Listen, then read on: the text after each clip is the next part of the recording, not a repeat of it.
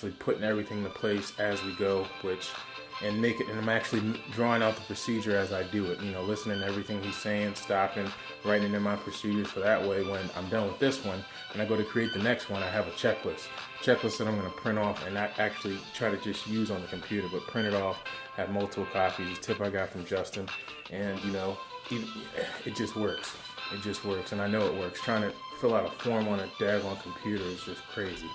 But anyway, the biggest thing I take away from this week, and the biggest thing I could share with you all, is be careful who you're doing trials with.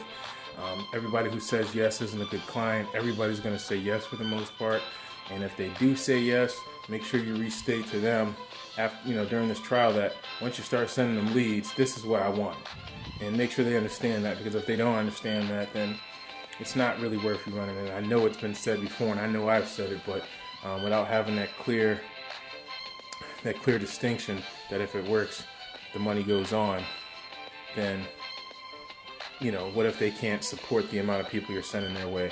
What if they don't have a sales process in place and you didn't gather the right information and check it out and make sure that it was what you thought it was?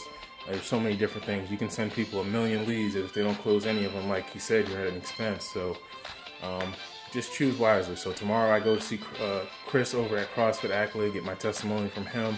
I believe tomorrow I might be going over to Pilates for Virginia Beach, getting a testimony from them as well.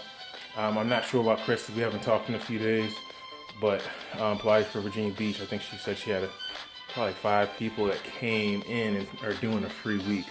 Other than that, no sales as of yet, and that's fine. We'll see how that goes. And as far as CrossFit, I think he had at least 5, 6, 7, 8 people come in last time I talked to him last week, and he was falling apart with all of them. So week's off to a good start, but a few more people that I need to follow up with. There's some people I won't be following up with, but there are some people that I will be following up with, so I need to make sure I follow up with them.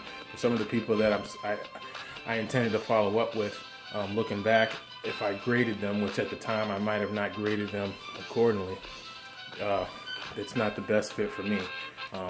Once I get a little bit further on in my career, take on a little bit more challenging clients, but for right now, just get the easy wins, build momentum, build infrastructure.